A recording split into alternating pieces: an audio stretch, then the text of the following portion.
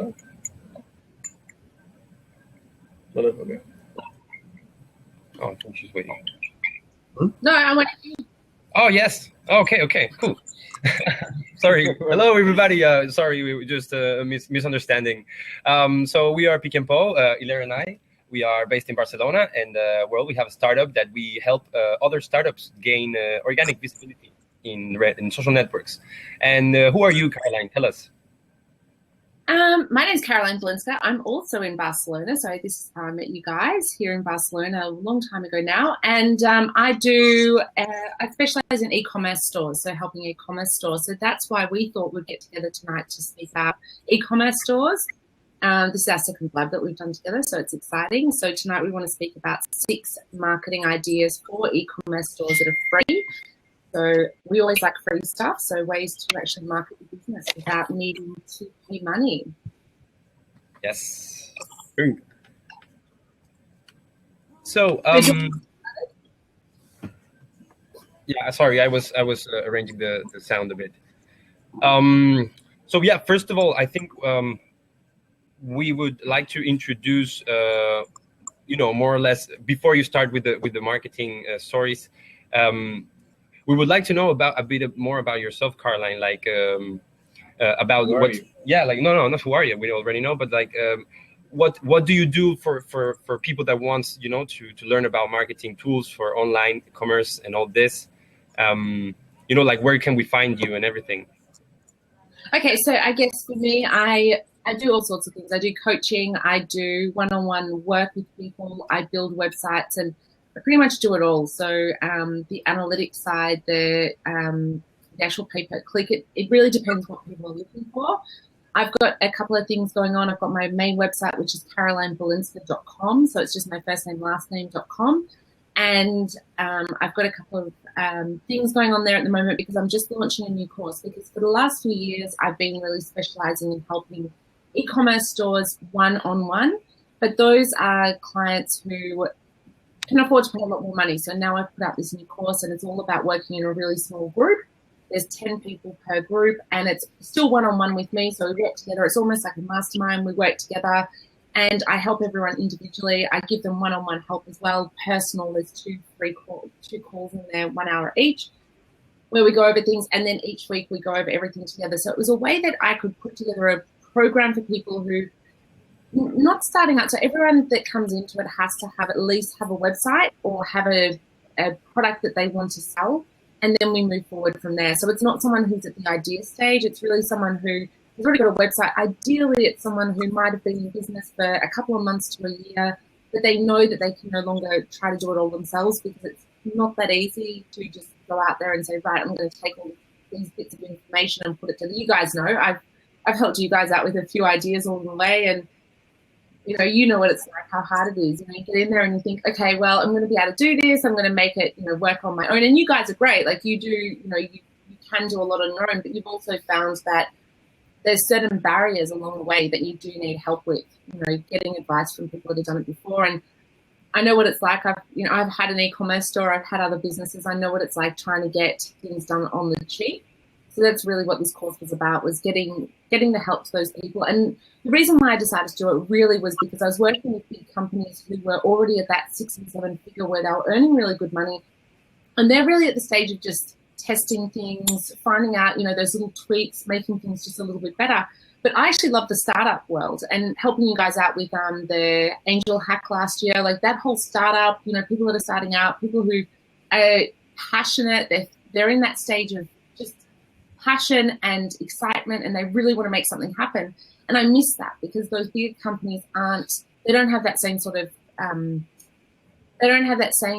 passion. It's a different stage of business, and we all want to get to that stage. So I'm not saying it's a bad thing. I'm just saying that I just love that excitement of new businesses. So this was really about helping out those businesses who are, starting out and still at that stage of wanting to help but not being able to pay someone full time on their own. And that's where my program falls into it. So it's called eCommerce Backstage Pass. I've got my free Facebook group. I know, Alex, you're in that group. So that's my free Facebook group that people can join and come along and just ask me questions, or there's other people in there that can answer questions as well. So It's all very exciting. I'm very excited about it. There is a nice ecosystem going on there. I've been following the group, the past days, and I've seen like people are really active in the group. People is really into what you're talking about. It's really nice that you're actually doing, the live showcase in Facebook. It's something that you need to do nowadays, and I think you're doing it pretty well. So I totally recommend that group. I'm not doing promotion here. I just really think that we should need more of that kind of groups, that active groups. And I think because the difference with my group, where I went different, down a different path, was I don't specialize in one particular area. So there's really good groups out there if you want a Shopify website, if you want to have a WooCommerce website, depends what platform, you can find groups for that. And that's really good for that area. But I really concentrate on the marketing side of it. And I don't specialize in one particular type of tool, because what I find is that, I know a lot of people out there and they say, oh, MailChimp, you have to use MailChimp and it's the only thing to use. And I'm not a believer. I use ActiveCampaign. But when people ask me, what should I use? I always say to them, well, what do you need? Because I recommend ActiveCampaign for most people. But maybe that's not right for everyone. And there's so many great things out there, so many great tools and resources, that there's no such thing as everyone having to fit into one box. So that's why with my group, it's really about when people come in, what do you particularly need? And, not what I'm just going to say, everyone has to take this, everyone has to take this and take this. So my group's really about being open to everything that's out there. Yes, you are. Also, I have to add that you're the kind of marketer, since we've had experience with you as a mentor, you're the kind of marketer that is not going to tell people what they want to hear. And I think this is really important when you're starting a business, and mostly when you're starting an online platform, because there are a lot of things, a lot of concepts that you don't know. And if people don't tell you what you're doing wrong and what you should do, you're not getting anywhere. So we really appreciate the kind of feedback you give. It's valuable. I've jumped in there a few times to you, and I've said, without even you asking, I'm like, hey guys, just so you know, you've got to do this. And I think that's why you've been so successful, the both of you, is because you have taken on board me from the outside. There's two reasons for that. First, I've got a lot of experience. I've been online marketing for 10 years. I've had my own business for more than 15 years. Over the years, I've had many different businesses. So I have experience as a business owner as well as a marketer, which makes me different from most marketers, because most marketers are out there saying, oh, do this and do this, but they have never had that understanding from being a business owner. So that's where I have that different sort of understanding of saying, I know what it's like being a business owner, and it's your baby, you're looking, you're growing this, and so it's a different sort of thing than just being an outsider saying, do this and do this. But then the other difference is that with you guys, what I really like is that you take on board everything that I say, and you take it in and say, okay, well, let's try this and try this. And not that you've taken everything and said, okay, I have to follow that 100%, but I also don't do that with you. I don't say, you must do it this way. I give you an idea and say, hey guys, like, why don't you think about this sort of thing? And then you mold that into your own idea and your own way of doing things. And that's what I'm there to do for people, is really giving them some feedback on ideas and saying, why don't you try it this way, because it might work a little bit better for you. And I do go by analytics. That's one thing that I'm not a believer in, my opinion, because personally, I don't like the color blue, but I've got one of my websites is all blue. So it was not about my opinion yet, because I know that color worked for that particular business. So I really look at the analytics. I look at, what works and what doesn't work. And that's all it comes down to at the end of the day for me. Cool.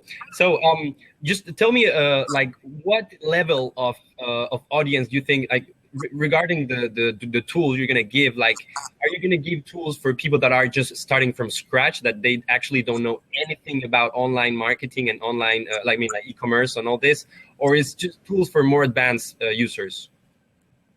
Cool. So what I was going to do, I wasn't actually going to get into the actual tools to use, because I think that I'm happy if people want to jump in my group and ask me after this blab exactly what the tools are that I recommend for each of them, because I've got to have a think about some different options for different people. While we're talking, I'll talk about certain tools that are out there. But my group is eCommerce Backstage Plus, and you'll find that on Facebook, and anyone can jump in there and just join the group. And it's more, I just want to talk about the concepts. So, the actual ideas, the concepts behind it, rather than the actual tools to use, because there are many different tools out there. Definitely. So, You guys, with which tool that we should start? It's not tool, it's like the concept, man. Like more like the idea in general. Sure. She's gonna talk about the concept after. Okay, I do. the first thing I'll talk about actually is, Alex, you actually mentioned it before, so I might as well start with that one, is Facebook Live. You said that you've seen me using it. I started this particular Facebook group, my new one, the eCommerce Backstage Pass. I started it about 10 or 11 days ago now. I've already got 150 people, 140 people, something like that in there. And I'm growing that really quickly. And that's just literally in 10 days. I'm not inviting friends. I don't believe in telling all your friends come and join my group to make it look big, because those are not the people that want to be in an e-commerce group. So it's really organic the way I've grown that. And one thing I have done is put up those Facebook Lives every day. And I really am a big believer that Facebook Live is fantastic. There's also Periscope, which has been around for a while, but that's like another platform. And then you've also got Instagram videos, which is really good. So I guess my first marketing tip would be, for free, is using video. Video is just absolutely amazing. I know you guys did that video for Pick and Pow. When was that? A couple of months ago, you did that video, which was awesome. You had that video done, and it had like a skateboarder and all that stuff going on. How did that go for you?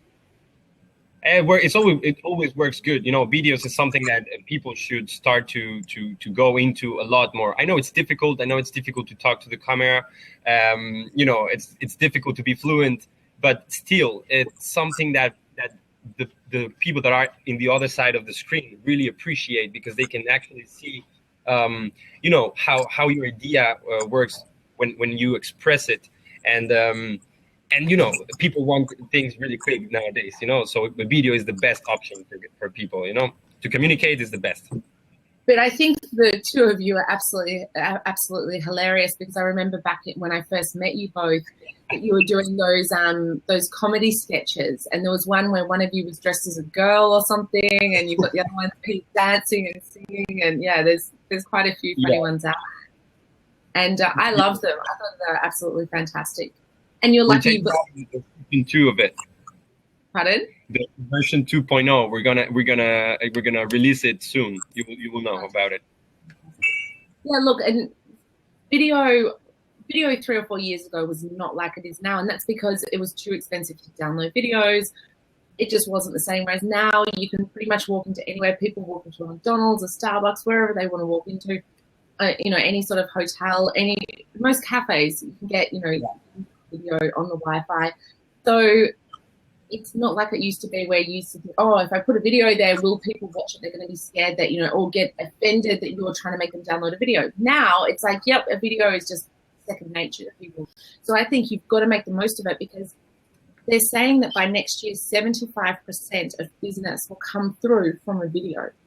That's pretty full on. And just, and then making sure that everything's on mobile, making sure that your videos are made for mobile, because, I just had a look at some of my stats the other day, and I did a Facebook ad campaign for something, and 96% of the people who saw this particular ad, I can't remember because I had a few running, 96% of them came from video, from mobile. So that's pretty amazing to think that mobile is just, it's more than 50% already. It's trending, Yeah. So it's making trending, and also I'm sorry, like the media, the governors from media, like Facebook, Twitter, all these companies, they're the ones that decide, with their algorithms, like which are the things that are displayed the most. For example, video, and also like mobile. They're really trying to adapt into mobile and videos, for example. So we have to pay attention for what these people are saying, and try to follow their trends. That's actually an interesting one when you say that, because I don't know if you guys know this, but when it comes to videos and you upload a video, it's actually, you're going to get more views of people from your Facebook Live video than just uploading a video to YouTube, to Facebook, sorry.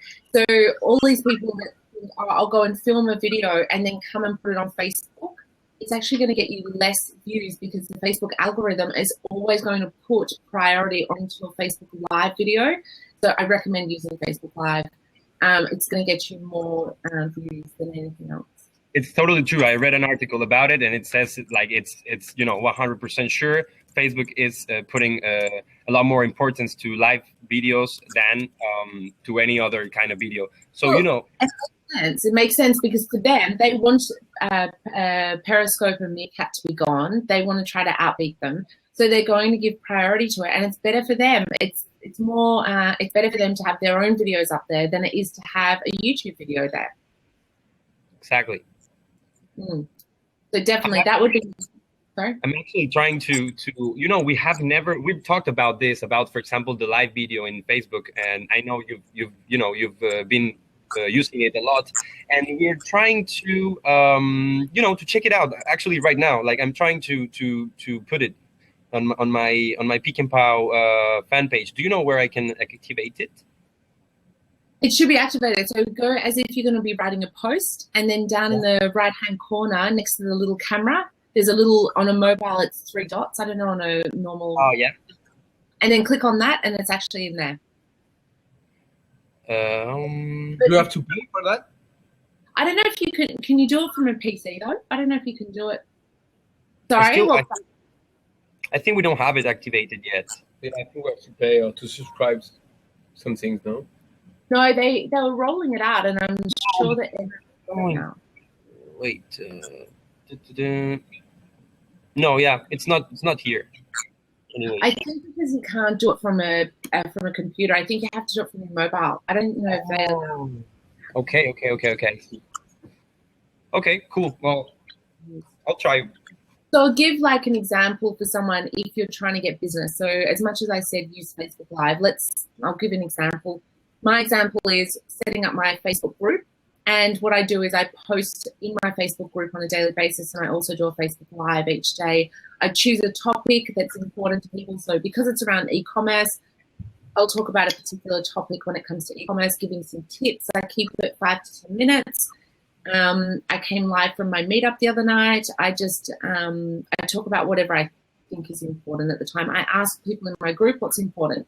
But now let's say you've got an e-commerce store, and let's say it's clothing, and you don't have a Facebook group, but then you might have a page. So you can do it up onto your page, and then you can actually share it from your page, and you can share it into your personal stream. You can share it to other people as well, and people can see it from there. It really depends on what people want to do in their business, because there's that. It depends how close you are to your business and your personal page, because you can actually film that in your personal page and then share it back to your business page, or vice versa. It really depends what you're trying to do. So for me, for my e-commerce business, I'm not putting that video into my personal feed, because my friends are not people that are in e-commerce.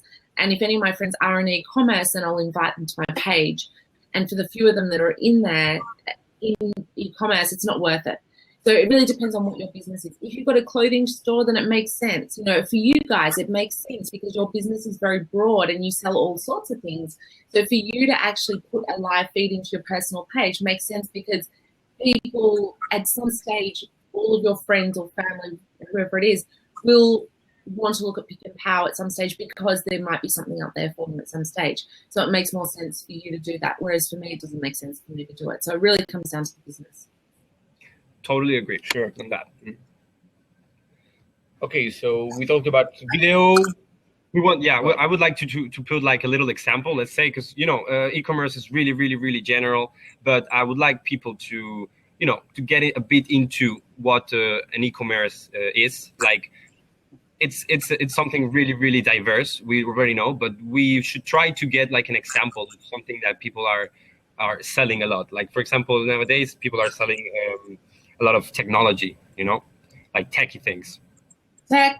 Also, you've got all these t-shirt companies popping up. That seems to be a big one. If you head over to one of the Facebook groups does it, and I can't remember who it was, and he does a live. He's doing a webinar, and he teaches people how to put up a t-shirt shop, and he gives away a prize of the actual t-shirt shop that he creates on the live webinar, which is pretty cool. So the good thing about that is that he's you buy a t-shirt, it gets printed, and it's a drop ship situation. So that's probably a big thing that's happened in the e-commerce world that's made a big change. Drop shipping's been around for a long time, but people didn't actually know much about it. So now you can pretty much do drop ship for anything, which means that you can have a business and not actually worry about posting. And trust me, when I had my e-commerce business, the people at the post office knew me by my first name, and from a distance they were already getting out the stickers ready to put on my parcels because I was down there every day, like taking down my parcels. So having to deliver stuff by yourself is a massive part of the e-commerce business, which can get time consuming. So drop shipping is a really good way of doing it, so you don't actually have to do any of the shipments yourself. It's totally true. One other thing I wanted to talk about is like, as you said, there's a lot of companies going out, doing e-commerce, selling things like t-shirts. Yeah, for example. So what we think it's really important, and mostly because we are in contact with a lot of companies nowadays, is that if you want to do e-commerce, you have to really add a value to your product.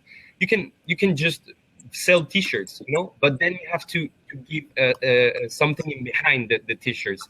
Like, for example, we have a friend that we're helping out with her organic visibility in social networks, and she does women accessories, okay, like bags and things like this. So it's normal, everybody does it, but the thing she does is like she gets in contact with people like indigenous, how you call that, you call that word, Caroline? It's like people like from the culture from Mexico, that they don't have a lot of economic resources. Yeah. So she gets in contact with them, and she makes them with them the articles.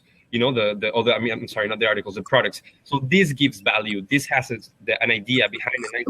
I think that's a story in the branding. I did a video about this. That's more about the story and the brand behind it. So that's part of your marketing, is having the story and the brand, because that's very strong for her to say, well, actually we have bags made for a certain culture by the actual local people. Actually, I'll talk to you about that after this blab, because I'll talk to you about her. I didn't know about her, so I'll talk to you. We'll need to talk. Okay, I'll remind you. So maybe that moves on to the next thing that I was going to talk about, which was email marketing. So like I said before, whether you're using MailChimp, whether you're using ActiveCampaign, whether you're using Aweber, there's so many companies out there. There's Mad Mini, there's just a dozen of them. Your email campaign, your email system really depends on your business. There's a few reasons why I don't recommend some systems. What I don't recommend people doing in e-commerce or in any online business is getting the most expensive products that are out there, because there's some called like Infusionsoft, for example. It's so expensive, and it really has too many features, and it's not necessary, and it's a lot of money.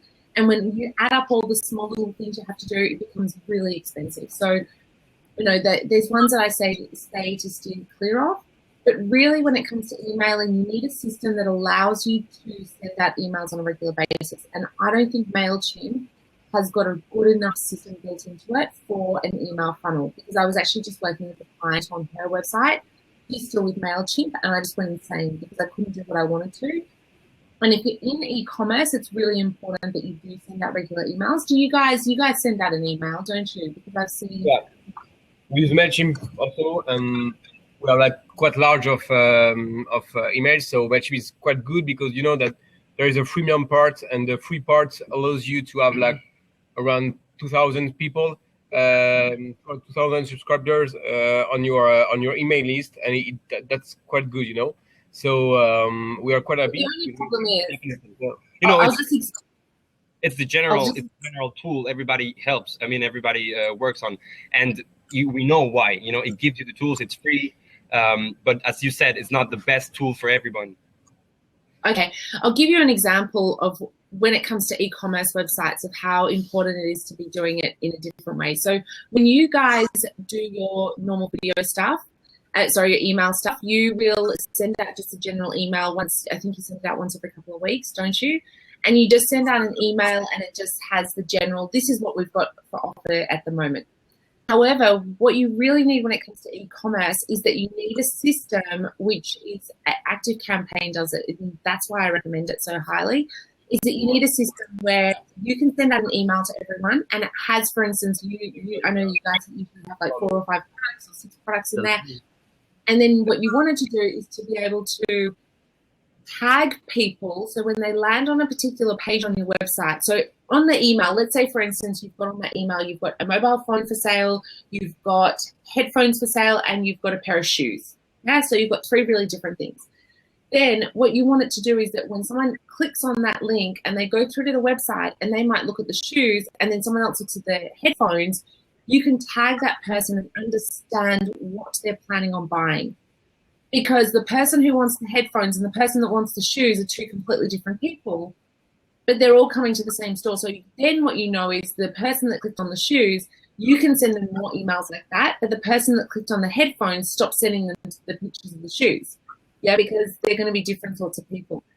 That's what MailChimp definitely can't do, something like that. But MailChimp's really good when you're starting out because it's free and you're not having to spend the money on something that, and I always say that's try to keep your costs down because everything does add up. But yeah, as you guys grow, you will see that you'll need to move away from MailChimp because it really doesn't have any of the features that you need. Caroline, I'm sorry. I'm doing some other stuff. The thing is, I already I was able to activate the live chat from Facebook, and it's pretty cool. It's the first time we use it. Now I see why you use it all the time. Yeah, fun. It's pretty good. Okay, next thing I wanted to talk about was email retargeting for abandoned carts. So, do you both do anything for retargeting? Are you doing any retargeting at the moment? Well, not at all. No. Actually, emailing is one thing that we do emailing with MailChimp, but we've heard a lot of things about that emailing is disappearing. So we've been really skeptical about this thing. We didn't have a lot of time to plan an emailing campaign, in the long term. So we're just we're doing emailing every Wednesday, but we're not really getting into emailing a lot. What do you say? Do you think we should get into emailing a lot more? Look at her face. It's free. Okay. I mean, if someone's given you their email address, it's free. You have to use it. If you get 2% of your sales from emails, then you've got 2% more sales. Do you know what I mean? There's no harm in it. You're sending out emails. If you set up an automated campaign, it's more chance to get sales. And sometimes the way you have to look at it as well, sometimes someone might click on an email and they might go and look at your website. They might not buy anything on that day, but then they might be on Facebook on another day, see something else and go, hey, yeah, that's right. Got to go back to Pick and Power and have a look. Or they'll just tell their friend and go and type in this website because you've got to go. They might be at a barbecue. They're talking about something. And that person might say, oh, I was actually on their website the other day. I didn't buy it, but they've got blah, blah, blah. So it's free. There's no reason not to use it. I'm 100% for email. And so what I was going to say was email retargeting. Now that we know, we receive all your emails. And email retargeting for abandoned cart is really good because there's retargeting for abandoned cart. So someone goes to buy something, they don't end up buying it, they leave your website, and you can retarget them on Facebook, around the internet, but that costs you money. It's not very expensive, but it costs you money. So I didn't want to talk about marketing that's going to cost you money. I wanted to just talk about free marketing. So the free version of that is abandoned cart. They come to your website, they don't end up buying, but you can actually tag that person and then you can send them emails for that product to say, hey, remember you have to, go back or we'll give you a discount code. There's many different ways of doing that. Or you might want to say, give them a cheaper version, like a downsell. So there might be 2 different versions. They might have put in a $1,000 item, but you've got an $800 item that's a cheaper version. You might email them and say, hey, just in case you wanted, did you see this one?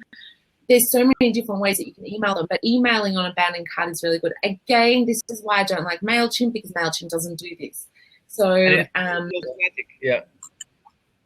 What's the name of the tool? Can you type the name of the tool or can you repeat it again, please? Active Campaign. One of you type it? No, we got it. activecampaign.com. Okay, we're gonna check it out. Yeah, so that's the email system that I use. And the reason why I love it so much is that their tagging is really, really good. It's actually on par with Infusionsoft, but it's much, much cheaper. You can tag people and you link it up to your website, so then you can actually say, okay, someone's been to my website and they went to this particular page. So it's the page where they're going through to the cart. You can say if they've gone to that page, now we can actually tag them and try to get them back for other, products as well. There are more expensive ways to do it, but that would be Active Campaigns, probably one of the cheapest. There's a really good group. A friend of mine, Barry, runs a really good group for that, which is called Active Marketer, I think his group is. And he talks, if you've ever got questions about Active Campaign, that's a group to ask questions in. I'm in there all the time asking questions, because when you get into that sort of level of email marketing in e-commerce, then, there's a lot of things that are going on there. So you do need that assistance along the way. But Active Campaign, definitely. It actually starts at, I think, $19 per month on the basic package. But I think the two of you really need to start, I think you're at that level now where you can move up to that. Of course, MailChimp was great for you because it got you started. But getting onto that now, saying that, how are we going to actually target people properly? That's true. Well, yeah. But the truth is that we attract mostly our community through social network, through Facebook. We're quite good at that. So for now, our emailing campaigns are not bad, but our main traffic comes from our social networks. So maybe it could be better for us, maybe, to focus on social networks. And when we will be quite big, we can maybe come back to the email and reach some more people. No, what do you think? No, because what I think you should do is that you have your weekly email that goes out, and set up one really simple email retargeting campaign. So set up something really simple. So it might not even be, you don't have to say, well, you looked at these shoes, so then you're going to get this email. You might just do something really simple that as soon as that person lands on that page and they don't go to the actual thank you page, they bought something, they've gone to that page and they leave. Then you send them an email the next day within 24 hours or 6 hours, whatever you want it to be. And they get an email, hey, just wanted to touch base with you. Do you want to ask me any questions? Maybe you want to know more information. Here's a page that's got all the information in case you missed it. Or go and look at our newsletter, our magazine, and find out more information because we're talking about this topic this month. Or there's so many different ways. Just set up one really simple campaign and then you sit back and leave it. It's all automated. There's no harm in doing it that way. It's just one more touch point. Do you know what I mean? Like, it's not like you're sitting there every day going, oh, look, we had a person land on that page. We better go and email them. And then you're having to do that, 100 times a day. It's set it up once and then walk away from it. So I'm not going to say not to do it. I'm going to say do what you're doing, but then also make sure that you're doing emailing. We're definitely gonna check it out. Actually, we're gonna check it out, and also I think it would be a good idea that we tell this tool to our partners, because we are helping them with their visibility, but we actually don't sell their products. We just intermediate between them. But a tool for people that are actually selling a product, it's amazing. It's amazing. It's a way of automatizing it. And I do things like I can see when I send out an email and someone clicks on a link, I can put 3 links in there, and that's fine. So I can go to, in a normal system, say MailChimp, you can go into your back end and say, okay, I sent out an email and 20 people clicked on the link, for example. That's fine, you can see that. But then what this system does is that I can set up an automation and say, if you click on that link in the email, you are going to receive another email from me 6 hours later or 3 hours later or the next day about that topic. Yeah? So you can tag, so for instance, I'll give you an example. With you guys, you could tag any image with the word technology, for example. Because not everything you do is technology. You might have technology and other. This is just to say in a very simple way for what you're doing.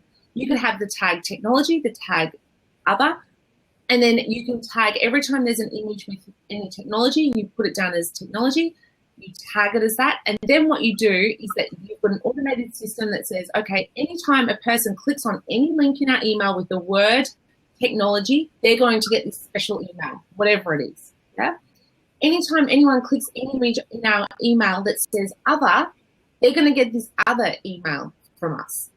So you can automatically separate people into the two, and you can have 2 groups, 10 groups, whatever it is. I'm just giving an example because I know you do a lot of technology, but work out your topics, like what your actual different areas are, and you can straight away start to separate people that you know you're not wasting people's time. Because what happens is you send them an email every Wednesday as you are. Yeah? You send them that email, they get to week 3, and this person who had originally, I'm using the example of shoes. Originally, she saw a pair of shoes, because I know you're doing clothing, female clothing at one stage.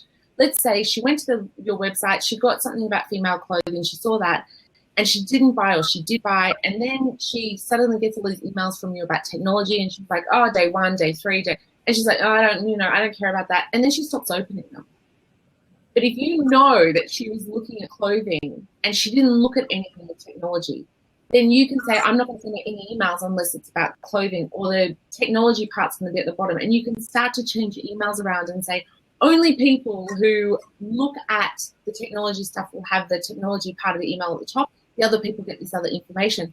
You'll be amazed what you can do with these emails. It's not about... it's like logic jumps, right? Like Typeform's logic jumps. Exactly. Nice. It's really about sending out what people want to know, because if you start sending out emails that people don't care about, they're going to stop opening your emails. I think we're going to definitely try it out. We love Typeform and we love the logic jumps. Sometimes, just as a feedback, getting emails in this kind of way, it might be a bit intrusive, but it depends on how you send the message. What's the message about? Because if you're doing this, I think it's an impressive tool. It's really, really amazing, but you really have to use it in a clever way. I think the thing is, if they've given you their email address, then it's not intrusive. They've given it to you, and there's always a little button at the bottom that says unsubscribe.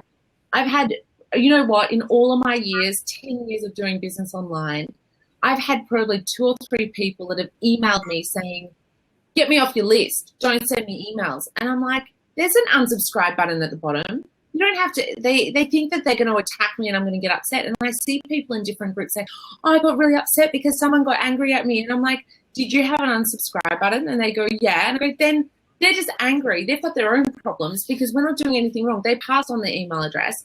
They don't want the emails. They can unsubscribe. It's not a big deal. Like, I don't find that an offensive thing to me. I'm like, whatever. I don't want that email anymore. I've been on some lists for 2 years and I love that company, and then realized I don't need to be on that list anymore. I've actually, when I left Australia, I actually emailed some of the companies and told them personally, I sent them a personal email. They didn't have an option, why did you leave? I've emailed them personally and said, hey, I've been on your list for a long time, but I've left the country. I'm never going to be able to buy from you again. So that's why. And they've come back to me and said, thank you so much, but I'm a business owner. So for me, I wanted them to know why. It wasn't because they did anything wrong.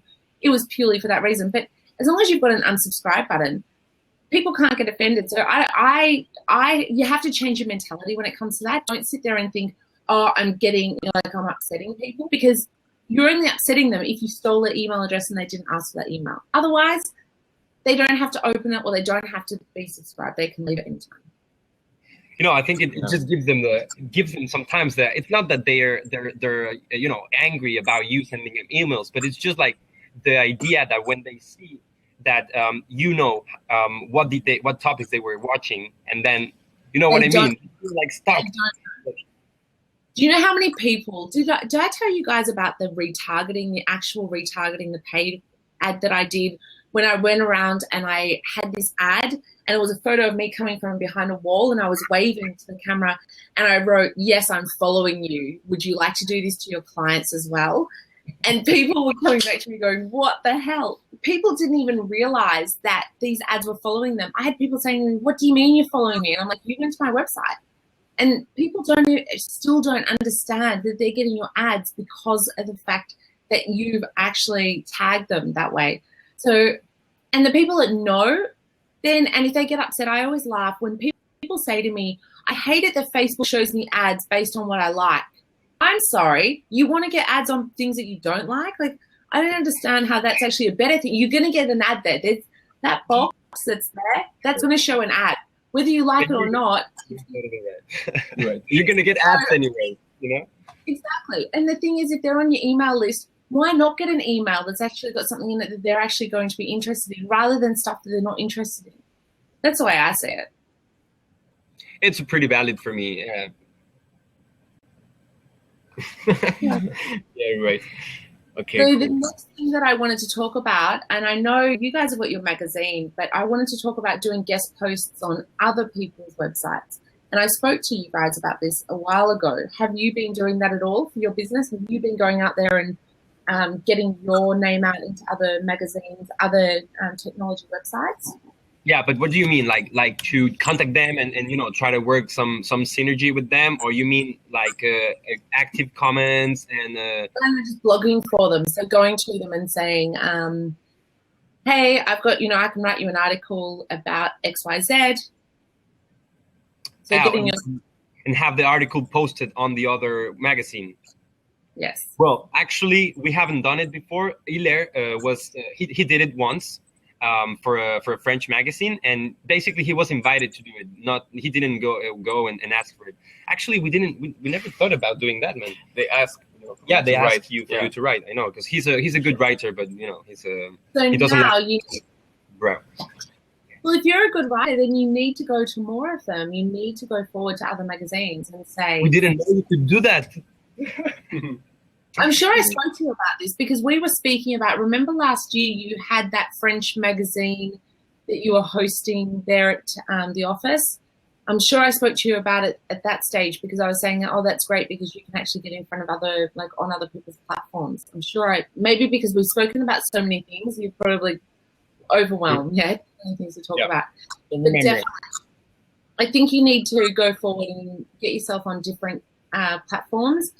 For you, it's more about getting in front of people so you want to get in front of your end user. You want to get for you, it's two things. So your business is a little bit different because you've got a platform where it's about B2B and B2C. So you're trying to get in front of the actual customer, but you're also trying to get in front of the business owners. So getting in front of people like Kickstarter. Actually, I remember speaking to you about this because of Kickstarter, and I did speak to you about this because I was saying to you, Kickstarter is the place where the businesses that come to you have been on platforms like Kickstarter first, so Indiegogo, whatever it is. So I was saying to you, setting up some sort of synergy where you're writing on their platform, because then by being on their platform, someone's had a campaign on Kickstarter, they've had their, big 5 seconds of fame, and now they've got all these products, where are they going to sell them?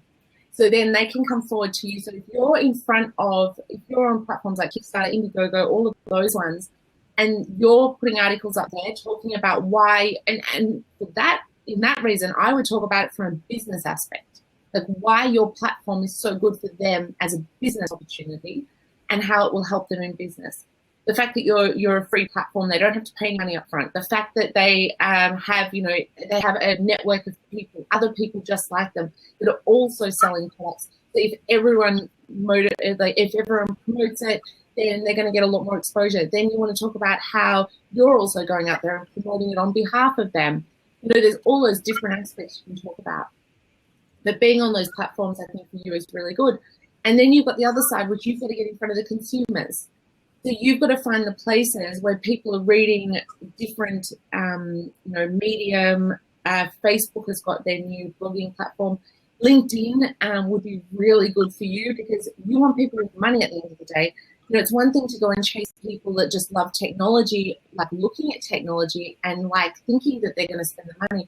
But you really need people that are going to spend the money. So LinkedIn is going to be a good platform for you because you've got business people there. They love technology. So getting in front of those people is going to be really good for you. So writing on their platform is going to help. And there's a million other platforms you can write on. But you've really got to think, where is the best place that I can put an article that's going to get in front of the right people with the money that they have to be able to spend on our website. That is totally true. Actually, yeah, we have Kickstarter on our radar since months ago. We know they have our market. I think for our experience, we're just waiting for the correct moment as well, because it's about getting the correct message with the correct people at the correct moment. And personally, we were waiting until we have the version 2 of our web, and once we have something really, really cool to show, we want to get in front of that people, and we're thinking about how's the best way to get in front of them. Yeah, and I would add also that for me, like press is not everything. Sure, it's quite cool for a little boost, but it's not press that helps you to have a long term like reach. Yeah, long term reach. You know, for me. No, but your press is going to help you though. That that's definitely going to help you because it's going to get Sure, you seen, get more followers, and yeah, long term it grows. Like you can't rely on that as your only source, of course not, because you could go and do an article. Let's say, for instance, you do an article in Forbes magazine, you get 1 million people to your website tomorrow, and then they never come back again. Everything, the stage is falling apart. The stage is falling apart. You might have 1 million people, and then they never come back. That's never going to work long term. But this is where these other things come into it. Keeping up your social media, like you said, you're doing the videos, because then you're going to have people saying, "Oh yeah, okay," and you're going to be back in their face all the time. Doing your email properly, making sure that on your website you've got your magazine as well. Making sure on your website you've got people calls to action that they can sign up for free. Sign up for the magazine for free. Do you let them go and opt into the magazine? Do they have to opt in for the magazine, or do they just get to read it for free? Not for free. For free. I mean, but no email address. You don't ask for an email address. Not yet. I mean, we have a little square with that. When if the people like the content, we ask them nicely that they can leave their email there. But we are not making it as a requirement. It's going to be different with the version 2 for platform, anyways. But yeah, the magazine is just. What's the magazine hosted on? What platform is that on? It's a WordPress. The magazine, though. Yeah. The magazine. Oh, so the magazine is just like on WordPress as a blog, more like a blog, yeah? It's not like a digital magazine. Exactly. I mean, we like to call it as a digital magazine, but it's a blog, and you can see it as no, it's actually better. It's better because I hate those digital magazines because they're really hard to read and they flip the paint, they're weird. Okay, so that's great. What you need to do is really good plugins that pop out from the side. If you go to my Smart Franchise Marketing website, I don't know if you guys have seen that one. Have you been to my? We know it. And yeah.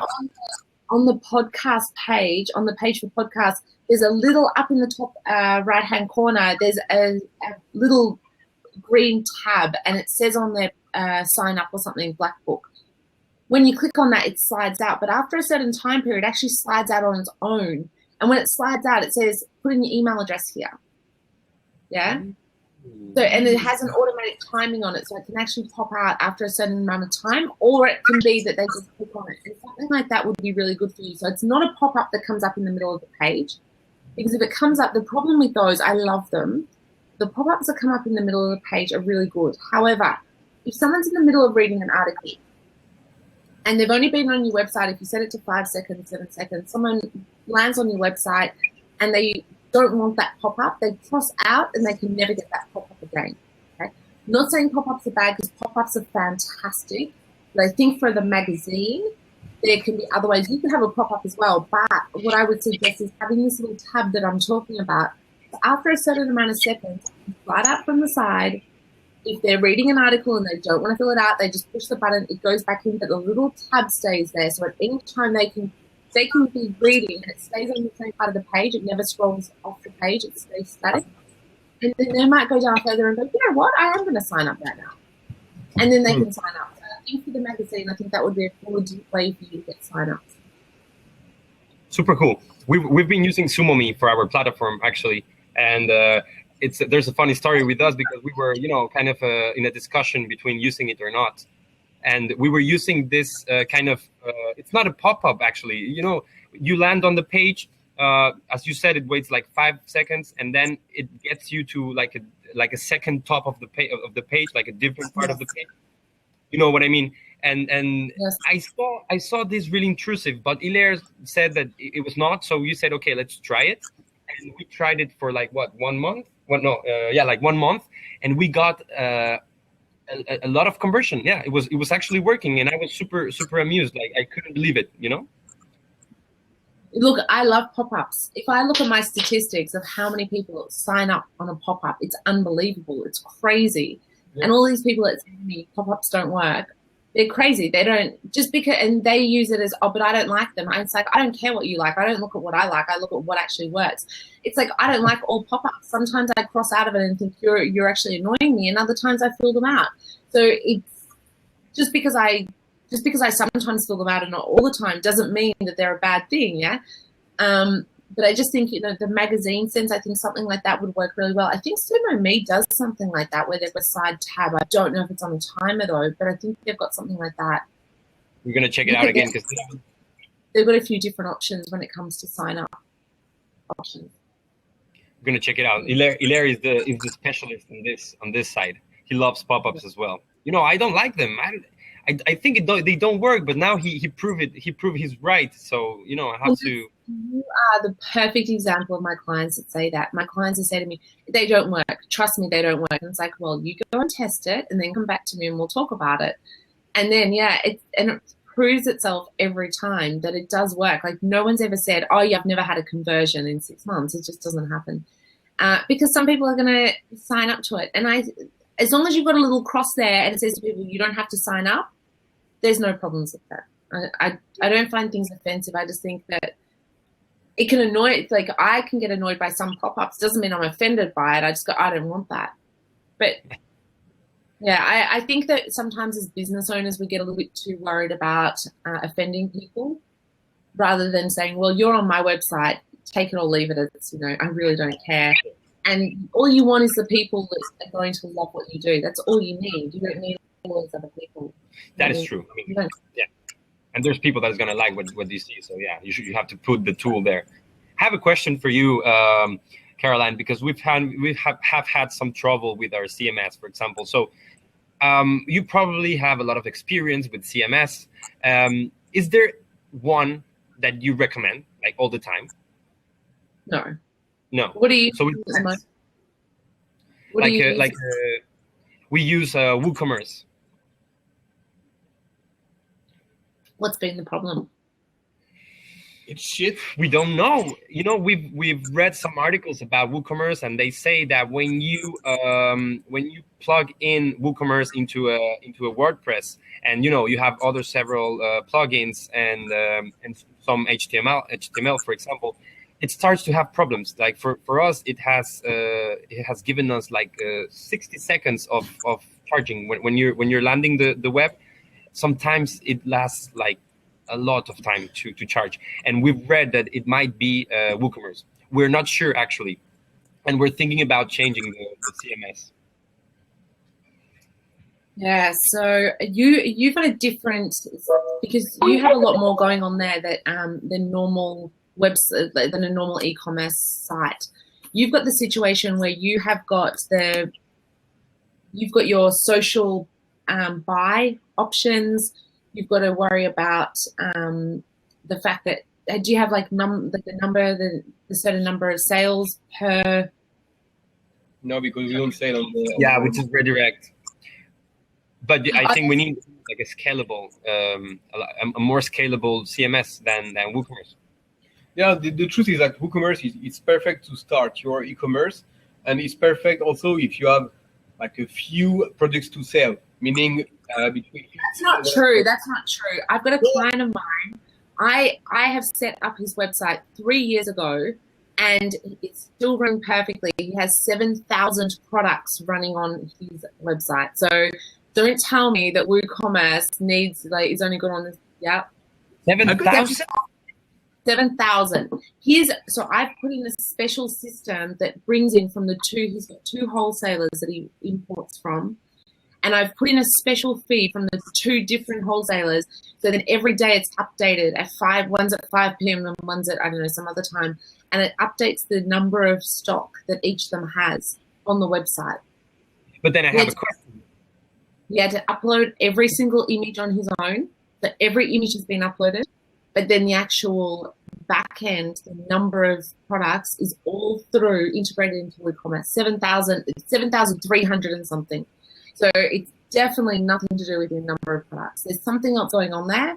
There's nothing to do with that. Look, I've been using WooCommerce I'm one of those people, I'm never the person that says that's the only platform I use for anything, okay? But I use WooCommerce for a lot of my clients. of course, I use other platforms as well, Shopify, other things. Shopify is not going to be an option for you.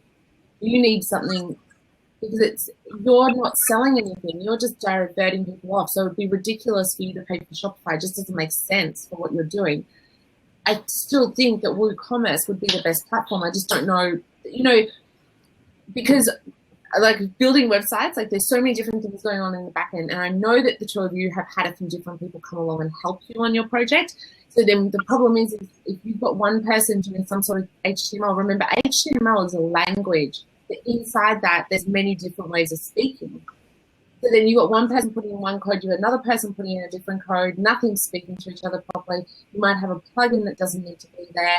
Some of the plugins that we use don't need to be there. It actually slows down the website. And there's 100 different things that might be going on there that has nothing to do with WooCommerce not working for you. And I'm not saying that WooCommerce is the best option. I'm just saying that until I see everything going on, I don't want to say that it's definitely WooCommerce that's the problem. Yeah, I think you're totally true. Actually, we doing some research, we saw that it's not WooCommerce. It's about the settings that sometimes you do for WooCommerce, for example. So there are when you charge a web, there are things. It depends on what you do of your website. If you just sell products, just you're a business, you're just selling. That's it. Well, I can guess it works with a lot of products, but in our case, we are just not a WooCommerce. Like we add features more, bit complicated. The thing about the time, it makes it complex it makes it complex because we have not a lot of products, but we have this concept with time. So whenever a product is shared in social networks, the product gains time in our web. So it might be that because that's an HTML inserted into our template. So what happens when someone clicks a link, the timer goes up? Yes. Both. We have two buttons. One button is that when you visit the website of our partners, our partners gains time on our website, and the second button when you share on your social networks the startup websites of our partners. The startups gains time on our website also. And so then what's your CMS system doing, the CRM? What are you doing with that? WordPress. What do you need it for, though? What do we need of what? I'm sorry? What do you need it for? Because if that's all it is, it's a button. People are clicking the link to go through to another website. Mm-hmm. Well, the thing is, like, what's WooCommerce doing? What's the what? What's WooCommerce doing for you? Just to create products in the back end, like to have the structure for products being displayed, being featured on the platform. So WooCommerce is giving us like the template for displaying the products, but then each product, each little case for featuring the product, it has this we call it technology because it's a code inside the WooCommerce. It's the thing about the time. So we actually don't know what's the problem. I've read some things and I put the blame on WooCommerce. You know how this goes. I'm not sure WooCommerce. I don't want to say because I haven't seen the back end of your website, but the way I see it is I don't even know why you've got WooCommerce because you're not selling anything. I would have set your website up and just had the product image, however many images on a scroll. You could have had it set up to look like WooCommerce, but it's just a template page, one template page. You just go into the back end and all you're doing is that you're putting in the image and then where it's got the price, you just put the price there. You've got the little box that has the color options if you want that. And then you've got the description below and that's it. Because you're not, the thing is you've got a whole system in the back end. But you're not selling anything. All it's doing is there's a button that just says buy now and it's going to someone else's website. You don't actually need WooCommerce for what you're doing because it could have had a page laid out to look like a shopping cart without it actually being a shopping cart because it's not a shopping cart. I think you're actually true. And right now, while developing the version 2 of the web, we're thinking about it, about using it or not. Because in the case of how you're doing it at the moment, no. But then also, if you're building a second version, are you eventually going to be selling from your website? Then that's a different story, yeah? We're not. You're not going to. You're going to always keep it the way it is. So then you don't need WooCommerce. There's no reason why you need WooCommerce, because WooCommerce is keeping track of all your stock. It's working out if you've got a red one, a green one, a blue one. All you're saying is it comes with 4 colors. Here's the 4 colors. Click here and go through to the website. If it's not in stock on their end, does it matter for you? Because you're not keeping track of the stock numbers, are you? No. You don't need WooCommerce. Anyway, we're on Blab and everyone this and going, but you know what? This is an e-commerce question, and it makes sense because this is exactly what I mean by when people come to me and ask me for help, because a lot of people out there that are doing a job like mine, and they say, I'll help you set up an e-commerce store, but then they'll say, okay, this is what you have to use. Everyone uses Shopify and that's it, yeah? Or everyone uses WooCommerce. I'm the sort of person to go, well, what do you actually need? And what you guys are telling me, and I haven't looked at the back end of your website, so I'm not going to say it 100%, but 99% sure that you don't even need to have WooCommerce. You shouldn't even be playing on that platform, because it's a plugin on your website and it's slowing down your website, and you don't need that there, because all you need is the template pages. One template set up, and you can do it in so many different just basic WordPress themes, and set up a template, have a designer set up a beautiful template for you, make sure it's responsive on all screens, and then all you do in the little box, you just type in, upload the photo, upload this, and put the number 1 or whatever you want to put in those boxes. Yeah, you can even have like an option where you can flick between it, and it can show like it can if you look at the blog, like a page, and it says on the blog page you've got all the different blogs, and then it says show more, read more. You can have a little button like that might have show it in different currencies, and you can in the back end say here's the 5 different currencies, whatever, yeah. And then they go through to the website. You don't actually, and you can do that, man. You're still typing in the same amount of information, because if you had a WooCommerce platform, you would have had to type all of this in for each item. You're typing in the same amount. It's just that you're going to have a very, very simple one-dimensional template, rather than something that's like a whole system going back to your WooCommerce that's just not necessary. Yeah, I think you're totally true. And this is the kind of thing that happened to early adopter entrepreneurs, that are learning with the movement. Like ourselves, we're not developers, any of us. No, and this is exactly the thing, because you're not to know. You don't know what you don't know. It's like when I go to look at a car, if I have to service my car, thank God my best friend is actually a mechanic. I've never, since I was like 18, I've never had to worry about my car, because that is the scariest thing for me, to understand what he means by oil change or this. Like, I don't know what that is. So I understand for you. You don't understand like what you need until you're in the situation where you are now, going, hang on, we've been through version 1 and it didn't work. Now and you're starting to learn the different areas, and it becomes time consuming, it becomes expensive, and you've wasted all this time and all this money and effort on something that wasn't working. It's because, working with someone who's not going to give you the full picture and give you an idea of all your options, and they're just like stuck on this WooCommerce, that's it, and that's all you're going to use, hasn't opened your mind to other options out there. Your thing is all about that extra plugin that you had made about the time, the social sharing, about the sharing thing, and that's what your website's about. And that's where you've got to put the most amount of work in. You've got to make sure that works properly. You've got to up-level that to make that work as best as possible. Heat maps on your pages so you can see where people are hovering.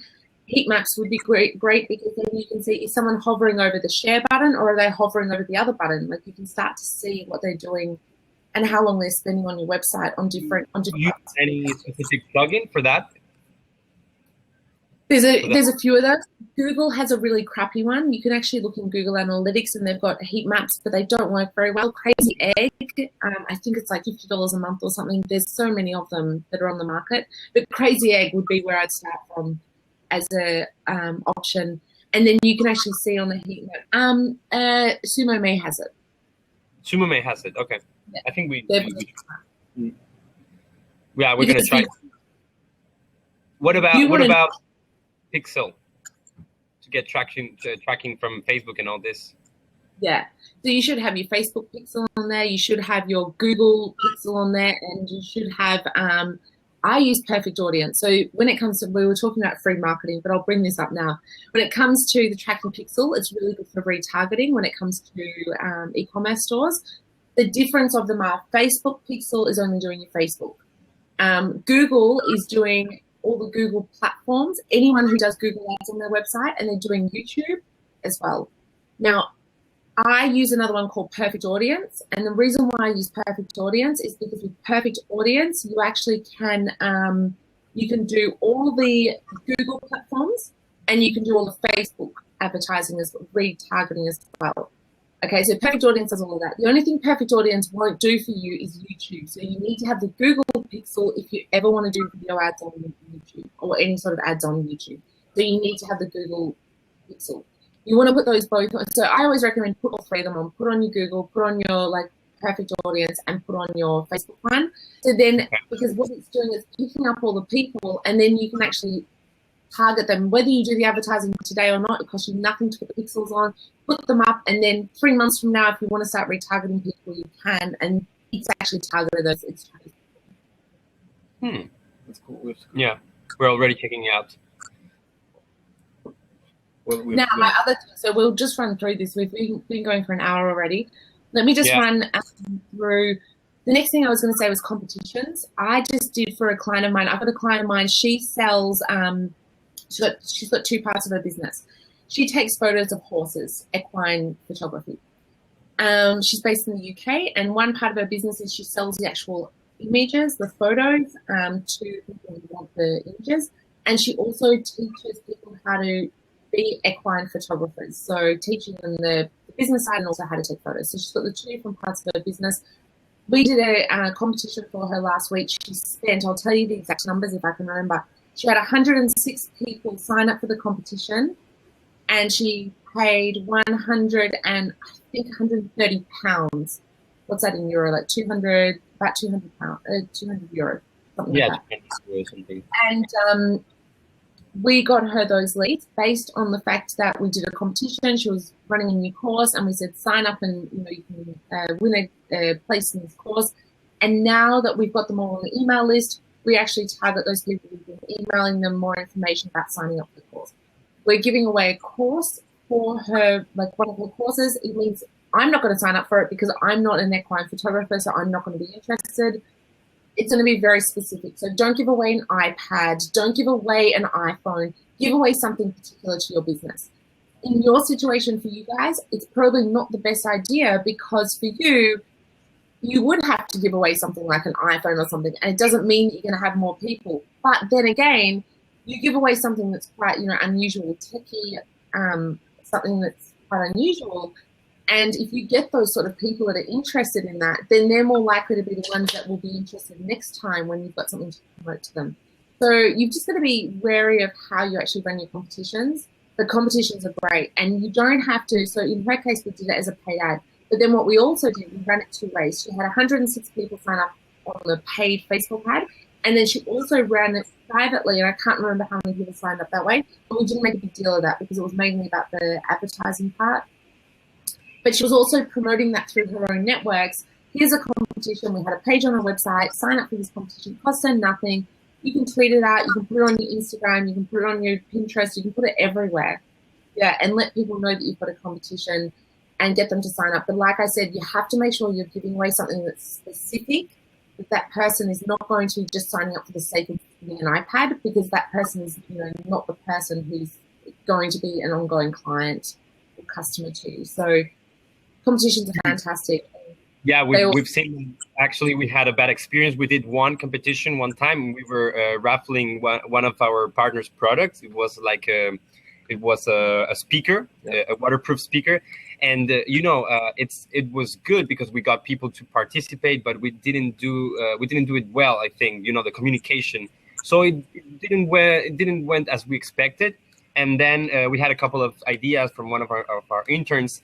And now we are trying to, when a startup gets in contact with us and he wants to feature their product on our platform, we give the option like, hey, do you want to do a competition to, let the people win your product? And it is working so good. Like right now we have like 8 startups that they want to raffle a product, and it's uncommon kind of products. So I think we're gonna have a successful campaigns with this. We haven't set it up. We're thinking about the communication, but I think it's gonna be cool. Okay, let's talk about that, because I've actually got one of my colleagues actually specializes in competitions. So let's talk after this collab about that, because I can probably put in a good word for you and get her to help you out. Okay, cool. Okay. So the last thing I wanted to talk about, so number 5 is joint venture partners. So we touched on this before when you said about Kickstarter. So finding joint venture partners, and that for you would be a perfect joint venture partner. For me, I'm because like now that I've gone into this new space, and what I found is that what I was doing before with e-commerce sites was I was working one-on-one with large companies. My joint venture partners were very different. Whereas now I'm joint venturing with other people, say, for instance, people that have a Facebook group that's about Shopify. It's not my direct competition, because that person is only talking about Shopify. And I know that if I want to do some sort of like interviews or some sort of partnership or sort of communication, if people come to my Facebook group and say, Caroline, tell me more about Shopify, I've got this and this, I'm more than happy to say, hey, go and see this other group, because they're the ones that are going to help you in that area. So having a joint venture partner that's not a direct competitor, but someone that's going to be a good fit for you. So there's so many examples. I've got a client of mine at the moment. Her name is Vivian, and she runs a website. This is just a great example of like really out there sort of concepts. Her business, she's a herbal medicine specialist. Her business is teaching people about herbal medicines, but then her other part of her business is foraging. So I don't know if you've heard of this. Foraging is where you go out into the wild and you pick things from nature. So it's mushrooms, it's berries off trees, berries that have fallen, nuts that have fallen off the trees, all this stuff that's out there in nature. So you can go and take it for free from the forest. And like I'm Polish, so I grew up picking mushrooms, and everyone goes out to do chestnuts here in Spain. It's quite common to go. I've been mushroom picking here. But what Vivian does is goes out and finds all these different things. And what she does is she makes either food or herbal medicine from it. So it's really, really like different, wow. Yeah. And so when I spoke to her originally 2 years ago, I first met her. And the first thing she said to me, she was in that stage of she'd been in this business she'd been in herbal medicine for 15 years, but online in the digital space for 1 or 2 years, and she wasn't getting traction. She had no money left. She had no money. I said to her, how much money do you want to spend on marketing? She said, I've got no money. I can't do anything. I said, well, if you've got no money, you're going to have to find a way to get your word out, like get people to know you. And I said, the first thing you would do is go and get joint venture partners. So I gave her a mission, and I said, go and find 6 joint venture partners who are going to be someone who is not doing what you're doing exactly, but people that you can actually team up with. So she actually went to there's an actual foraging association in the UK. She went to the foraging association and found people. So what these people normally do, they take people out on a day trip and they charge like €20, and you go and you walk around and you pick berries and you talk about all the things that are out there. It's like a little activity day. So she went to these people. Now, these are actually her direct competitors, because they are doing exactly, that's what she does. She goes out there with people live. But because she's created a digital online course that no one else has, she went to these people that are her main competitors and said, hey, I'm not in your area. You do the foraging on the other side of the village. I'm down here. So how about you sell my course to the people that come to you, and you can have 50% of the money on any sale. Okay, so this is what she's been doing. She's got all these people now who are actually really keen. They're like, great, you know what? We're only making €20 from each person. So now this is like an upsell for them.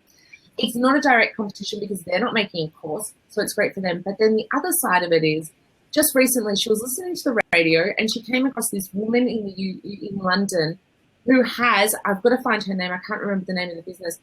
It's foraging cocktails. So this other woman, goes out and she finds berries and wild food, and she makes cocktails, like vodka cocktails, gin cocktails from these wild things.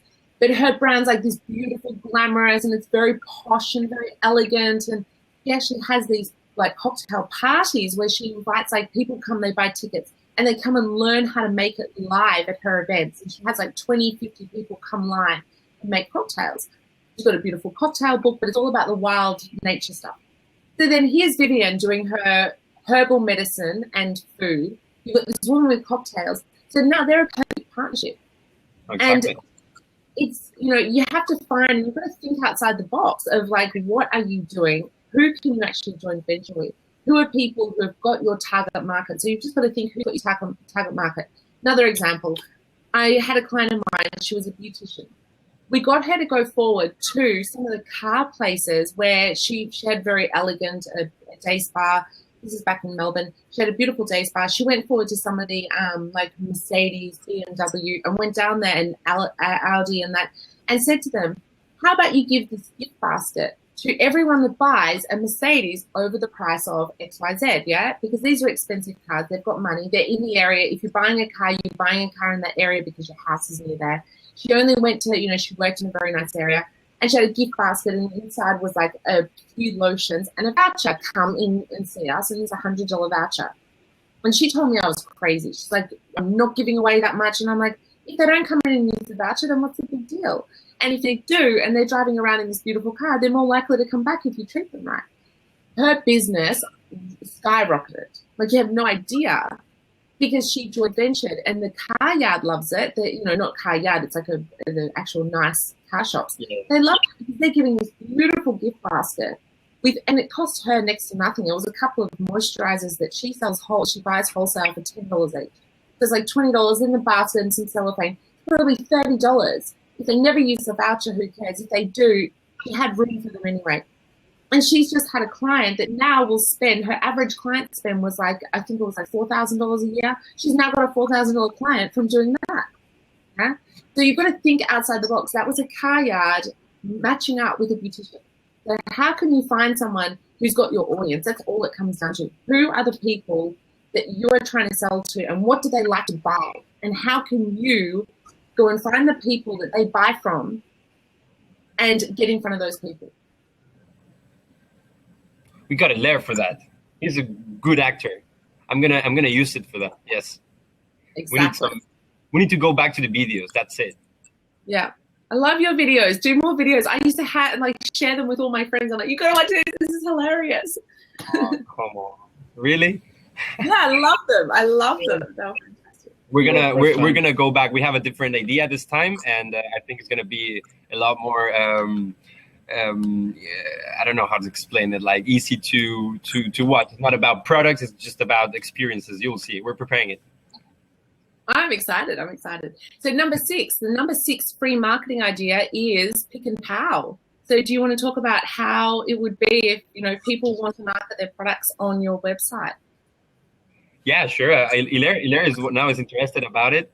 Yeah. So basically, our objective, you know, our main goal here is just to get organic exposure to startups, and we created this deal. So we have two deals: one with the startups and one with the community. So with the startups, we said, okay, look, we're gonna give you free exposure in social networks, and it's gonna be organically 100%, and you're not gonna pay anything to feature your product in our platform. Just in exchange, you're gonna give a discount in return. And for the community, we tell them, okay, you're gonna get a discount if you share the product. You know, it's a way of doing a win-win between the parties, and it's actually working pretty well. We have 120 startups nowadays from 20 different nationalities. And when did that happen? That's amazing, because I know we don't speak all the time. We're always so busy. But the last time I spoke to you, it was nowhere near that. Like, this is growing really fast, and I always knew it was. Like, I knew it was going to be a great, you know, you believe yeah. You know, we have some interns working with us. That has been a key part. You know, we've tried to use the resources we have in our, you know, in our area. Like we're really young, and we don't have a lot of time sometimes. So we've tried to use the resources we have to make our business grow. Hilaire here, he has done a lot of research in development, and now he's a developer. So what I'm trying to say is like, use the resources you have, and then if you don't have the resources, then you go and look for them, and you try and work yourself, and this is all about, and just keep doing it, and keep working and keep on the line. Hilaire? So when it comes to the way you market your products these days, when you have a product that comes online, does that particular person, the seller, do they have to market it themselves to their list as well? Do you make them do that? Is that part of the contract, or you don't expect that? We suggested slightly, so when they're filling the form with all the information from their startup, we tell them like, hey, if you communicate about your campaign in Pick and Pow, then you're gonna get extra time on the web. So no, this is a way of incentive in making an incentive for the startups to talk about the campaign, but we also do it for them. Okay, so that's another email automation system you both need to put into place into your system, is having, so do you put everyone up on the same day? Like, is it every Monday new people come up, or do you just daily put up new people? What's the situation? About you say about communicating new campaigns in our social network? When you put new products up, do you put new products up on a certain day, or do new products go up any day of the week? Every day. Okay. So you just need to have one general email that says it's only to the actual, you need to have a different email list altogether, and that email list has to be to the actual business owner. So that list just says, hey, Alex, don't forget, if you promote this today, then you're going to get extra time if people buy, and it's a great way for you to promote your product. And I would just have that going out every second day to the people, and then you just take them off that list, and all you need is that you have your interns, that when that person's product goes on, their name goes onto that list. When their product comes off your website, you take them off the list. And then that's just going on a repetitive every 2 days. There's an email going out that just says, don't forget, and you can set this up so easily, an active campaign that's like, you can set on, say, how many days is the maximum someone's been on your website? 10? This might actually work a lot for us, because we've seen that when the startups share their campaign in their social networks and they communicate about it, we actually gain a lot of followers. We gain some traffic in the web, of course. It's when we get... Because that's what part of your concept is. Part of your concept is about the social sharing and the social community. So where one person might be selling, let's say, for instance, you've got one person selling headphones one week, and you've got another person there that's selling speakers. And the headphone people have told all their friends about their product for months and months and months, and their friends are like, oh, we've all bought it, or we don't need it. But now, all of a sudden, if that person sends out an email with the information about speakers that are available, and then their friends are like, oh, hang on, I need speakers as well, great.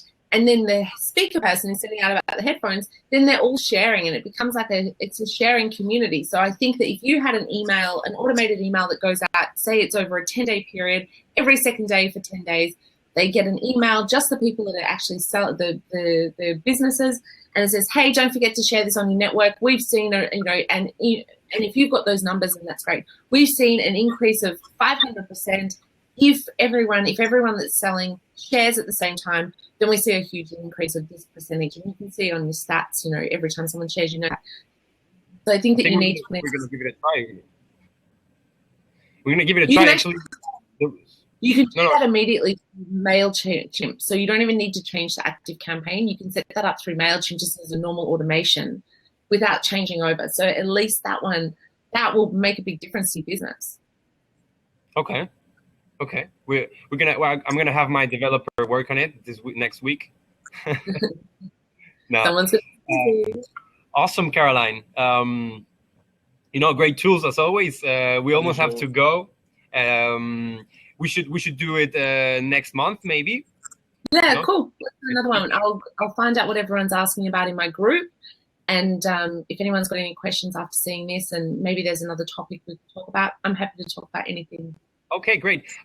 Just to to tell you a bit, we're organizing some networking events, but not the typical networking events. We're doing like a nice terrace party after work in the Hotel Duquesa de Cardona, and we're inviting.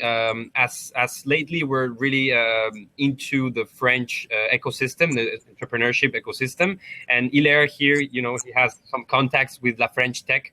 So we're gathering a nice entrepreneur ecosystem, and we're doing some events just to network. No case studies, no anything, just drinks and network. So you're totally invited, and we're gonna give you more information on private. Perfect. Okay, wonderful. I'm excited. So thank you, everyone. Thank you, guys. It was great talking to you. Have a wonderful pleasure, like always. Better let everyone go. See Okay. you. Ciao, ciao. Take care. Bye.